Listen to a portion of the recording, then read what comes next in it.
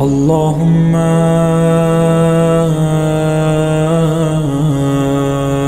كل ولي الحجة ابن الحسن. عزیزان، کیا قوم علی کے مقابلے میں تھی؟ علی کے مقابلے میں آ کر دین بتا رہے ہیں لوگوں کو. کیا دین؟ کہ لوگوں یہ جنگ جو علی لڑ رہا ہے یہ سیاسی جنگ ہے، دینی جنگ کون بتا رہا ہے؟ کوئی فاسق و فاجر نہیں بتا رہا، مقدس ترین انسان، ایک عالم، ایک فقیہ، ایک مفسر، ایک محدث لوگوں کو دین بتا رہا ہے علی کے مقابلے میں کہ علی نے جو جنگ شروع کی ہے یہ سیاسی جنگ ہے، یہ دینی جنگ نہیں ہے. مت جاؤ مدد کو، یہ فتنہ ہے. اس میں افضل کیا کون لوگ ہیں؟ اس میں فضیلت میں وہ لوگ ہیں جو گھروں میں بیٹھے ہوئے ہیں. علی نے فرمایا کہ وہ گھر جو میری نصرت چھوڑ کر جن گھروں میں تم بیٹھے ہو وہ جوہر ہیں، اور فرمایا جن کو بلوں میں گھسایا ان کو نکالو باہر. یہ امامت علی ہے عزیز من، یہ امامت علی ہے. لیکن امامت علی سے باہر اب یہ والی علی علیہ السلام کی حکومت کا وقت جو میں بار بار اس لیے کہہ رہا ہوں، یعنی یہ شام کی طرف سے مقرر نہیں کیا گیا تھا، یہ علی کی طرف سے مقرر کیا گیا تھا. والی علی کا ہے لیکن امامت علی میں نہیں ہے، امامت علی میں نہیں ہے. لوگوں کو نماز پڑھاتا ہے علی علیہ السلام کے کہنے کی وجہ سے، لیکن علی کے مذہب پہ لوگوں کو نہیں چلاتا. سپاہ علی کے بیٹھے ہو یہ کوفہ میں، ذرا علی امیر المومنین ہے، خلیفہ مسلمین ہے، خلیفہ مسلمین کے ماتحت ہے یہ فوج. اس فوج کو علی کا دین نہیں بتاتا، اس فوج کو اپنا مذہب بتا رہا. یہ کون تھے؟ متحجر لوگ، ان کو کہتے ہیں متحجر لوگ، جن کے دین میں اس طرح کی یہ سیاسی کام ہے، یہ سارے جن کے دین میں سیاست دین سے جدا ہے، جن کے مذہب میں سیاست فقط چند عبادتوں کا نام ہے اور اس کے علاوہ کوئی چیز اس سے دین کا تعلق نہیں ہے. اس لیے امام خمینی فرماتے تھے کہ سب سے بڑی مصیبت عظمی امت اسلامیہ کے اوپر یہ نازل ہوئی کہ دین کو سیاست سے جدا کیا گیا. عزیز من، پتہ ہے دین سے سیاست کی جدائی کا معنی کیا ہے؟ بہت سارے کام ہیں جو ہم کر رہے ہیں، ہمیں ان کا توجہ نہیں ہے کہ کر کیا رہے ہیں. بہت سارے کام میں اور آپ انجام دے رہے ہیں، متوجہ نہیں ہے کہ یہ کیا کام ہے جو ہم کر رہے ہیں، یہ کس کا راگ الاپ رہے ہیں، یہ کس کا تفکر پیش کر رہے ہیں. بنو امیہ نے پہلے یہود نے بہت سارے افکار لوگوں کے اندر پھیلائے، بعد میں مسلمانوں نے اس کو اسلام سمجھ کے قبول کر لیا، یہودی افکار کو. قرآن نے یہود کا تفکر بڑا برملا کر کے پیش کیا کہ یہ افکار جو بھی رکھتا ہو وہ یہودی ہے، خواہ وہ مسلمان ہو یا کوئی بھی ہو. یہ افکار یہود کے افکار ہیں. قرآن پڑھ کے دیکھیں، یہود کے تفکرات، یہود کا نظریہ، یہود کی سوچ قرآن نے ذکر کی ہے. یہود کے دیکھا دیکھی بنو امیہ نے یہ کام کیا. بنو امیہ نے خاص قسم کے نظریات و مکتب بنایا اور اس مکتب کو ترویج کیا، پرچار کروایا، اور دیکھا دیکھی سب نے قبول کر لیا. بنو امیہ کے ترویج کردہ مکتب میں ایک یہ قسمت کا یہ نظریہ جو ہم سب کے ایمان کا حصہ بنا ہوا ہے کہ قسمت یہ ہے کہ خدا نے ہر انسان کو پیدا کرنے سے پہلے اس کا مقدر لکھ دیا ہے. کسی کو اچھا لکھ دیا، کسی کو برا لکھ دیا، کسی کو پاگل لکھ دیا، کسی کو دیوانہ لکھ دیا، کسی کو ان پڑھ لکھ دیا، کسی کو پڑھا لکھا، کسی کو امیر، کسی کو غریب، کسی کو بیمار، کسی کو شفا یافتہ. یہ پیدا ہونے سے پہلے ہی طے ہے سب کچھ. یہ بنو امیہ نے یہ تقدیر کا معنی کیا. لیکن آج ہمیں گمان بھی نہیں ہے کہ یہ تقدیر کا معنی بنو امیہ کا معنی ہے جو ہم ایمان لائے ہوئے ہیں. دین و سیاست کی جدائی کا نظریہ بنو امیہ کا تاسیس کردہ نظریہ ہے. بنو امیہ کا نظریہ ہے دین سیاست سے جدا. کس لیے کہا؟ اس لیے کہا تاکہ ائمہ کو سیاست سے اور حکومت سے دور کر سکے اور مسلمانوں کو قانع کر سکیں کہ دین سیاست سے جدا ہے. یہ دینی شخصیات ہیں لیکن دین کا سیاست سے کوئی تعلق نہیں ہے. یہ نظریہ باعث بنا ائمہ کو اپنے حق سے محروم کیا گیا. یہ جو آپ آج بعض ممبروں سے سنتے ہیں ولایت مانوی اور ولایت سیاسی، کہ ولایت مانوی ادھر چلی گئی، ولایت سیاسی ادھر چلی گئی، یہی بنو امیہ کے افکار تھے، یہ نظریہ بنو امیہ کا تھا۔ عزیز من، اگر علی کو امام مانا ہے، علی کی امامت کو بھی سمجھو، علی کا پیغام بھی سمجھو، علی کا تفکر بھی سمجھو، علی کی نظریہ بھی سمجھو، علی کا عقیدہ بھی سمجھو، دین و سیاست میں جدائی کے نظریے کے بعد بھی کہنا میرا مولا و میرا امام علی ہے، یہ اسی متحجر کی طرح ہے جس نے کہا یہ جنگ سیاسی ہے، یہ دینی جنگ نہیں ہے۔ سب سے بڑی بلا امت اسلامی پر یہ نازل ہوئی۔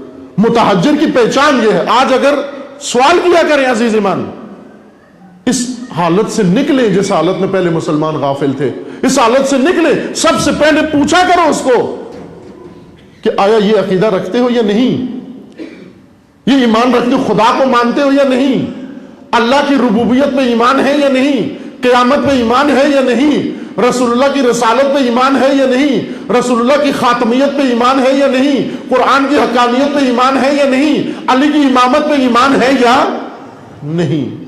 وہ اگر کہے ہے، اس کی علامتیں ہیں۔ اگر علی کی امامت پہ ایمان ہے، پھر وہ نظریہ جو علی کی محرومیت کا باعث بنا ہے اس کو ترک کرنا پڑے گا۔ یہ نہیں ہو سکتا کہ عقیدہ بنو امیہ کا ہو اور امام علی ہو آپ کا۔ اپنے دین کو سمجھیں عزیز ایمان، اپنے دین کو سمجھو۔ ہر وہ شخص متحجر ہے جو دین کو سیاست سے جدا سمجھتا ہے۔ علی کی امامت دین عین سیاست ہے، نہج البلاغہ عین امامت علی علیہ السلام ہے۔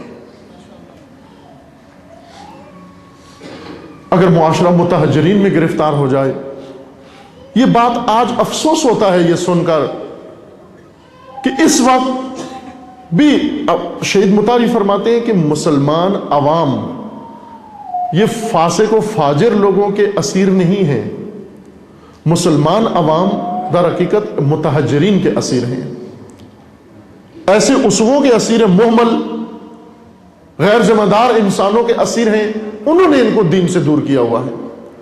شہید مطاری فرماتے ہیں کہ آج کوئی فاسق و فاجر حکمرانوں کے یا ظالموں کی کوئی اتباع نہیں کرتا، در حقیقت لوگ اپنا دین ان دوسرے لوگوں کو دیکھ کر بناتے ہیں۔ آپ کے پاس علامت ہونی چاہیے دین کو پرکھنے کی۔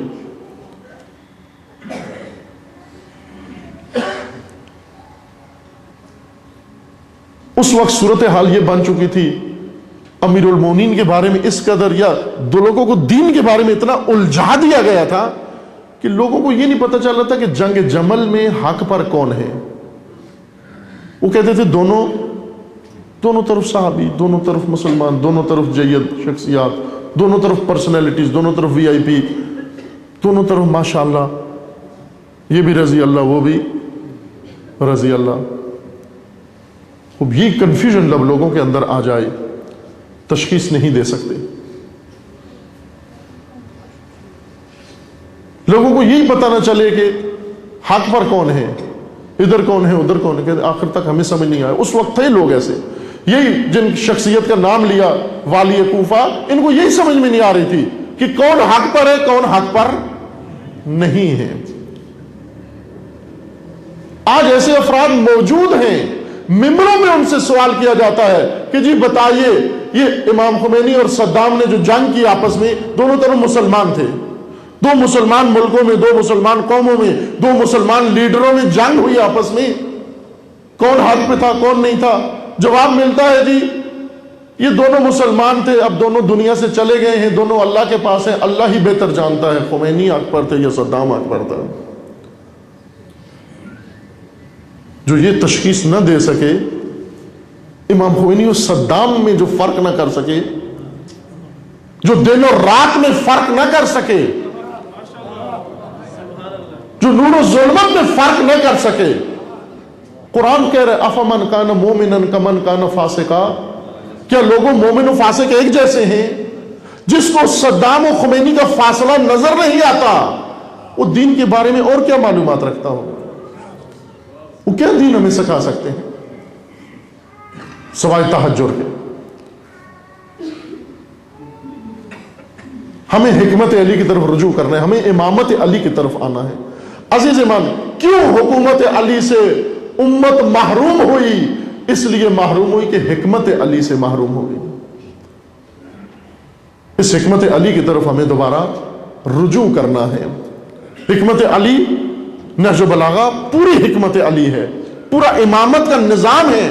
اس میں سے ایک جملہ آپ کی خدمت میں سرنامہ سخن قرار دیا, ایک ضابطہ اس کا. علی علیہ السلام کا فرمانا ہے, قرنت الہیبۃ بالخیبہ, ڈر کو ناکامی کے ساتھ جوڑ دیا گیا ہے, ملا دیا گیا ہے. جہاں خوف ہوگا وہاں ناکامی ہوگی, جہاں ڈر ہوگا وہاں ہلاکت ہوگی, جہاں ڈر ہوگا وہاں رسوائی ہوگی.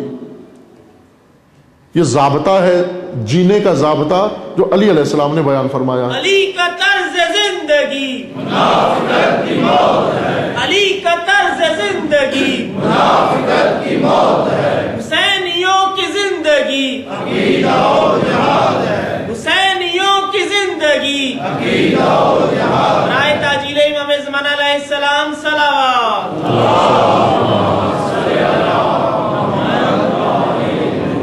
اس ایک مختصر سے جملے میں امیر المومنین نے تین بہت بڑی حکمتیں, تین ضابطے زندگی کے بیان کیے ہیں. اگر یہ تین ضابطے ہم اپنا لیں, آپ سمجھو آپ امامت علی میں آ گئے ہو, امامت علی میں آ گئے ہو. ہم عموماً اس وقت ایک آرزو کرتے ہیں کہ امام زمانہ ظہور کریں. ایک مولانا جو انہوں نے مکتب ہی یہی بنا لیا تھا اور صبح و شام صرف ظہور امام کی بات کرتے, باقی دین کی کسی مسئلے کی بات نہیں کرتے. صبح و شام جوانوں کو بھی لگا دیا اور اس میں کہ دعا کرو, بس امام کے ظہور کے لیے دعا کرو.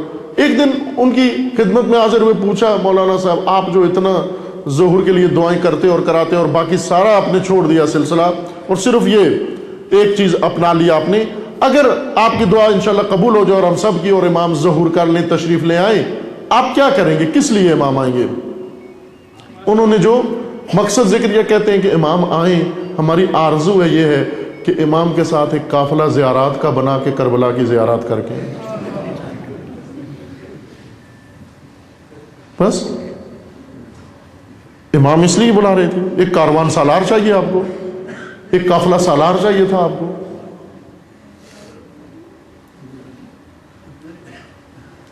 ائمہ ہدی جب مہدویت کو بیان کرتے تھے, مہدویت کس چیز کا نام ہے؟ اے عزیز من, مہد تہجد سے نکلو باہر, تنگ نظری سے نکلو باہر, اپنے انگو شمار عبادتوں کے دین سے باہر نکلو. اللہ کا دین, قرآنی دین, نہج بلاغہ کا دین, رسول اللہ کا دین, علوی دین, ائمہ کا دین, فاطمی دین آپ پڑھو. اس فاطمی دین کے اندر مہدویت جو قرآن کے اندر ہے, مہدویت کلام رسول اللہ میں ہے, مہدویت کلام امیر المومنین میں ہے, مہدویت کلام ائمہ میں ہے. مہدویت وہ ہے کہ سید الشہداء اتنی عظمت کے باوجود آرزو کرتے ہیں کہ اے کاش میں مہدی کے لشکر میں ایک سپاہی ہوتا. پتہ ہے مہدویت کیا ہے؟ مہدویت اللہ کا نظام ہے, عالمی نظام, جہانی نظام, قرآنی گلوبلائزیشن, ڈاکٹرائن. مہدویت ڈاکٹرائن ہے, عالمی نظام کا نام مہدویت ہے. مہدی آئیں گے کس لیے آئیں گے؟ تاکہ تمہاری رسومات میں شرکت کریں, ان کے ساتھ تم قافلے بنو رسومات انجام دینے کے لیے. وہ آئیں گے ظلم کا قلع و قمع کرنے کے لیے, وہ آئیں گے عدالت کے قیام کے لیے. نہ عدالت ایک گھر میں, ایک محلے میں اور ایک گلی میں اور ایک شہر میں, بلکہ عدالت پوری زمین کے اوپر قائم کرنے کے لیے آئیں گے.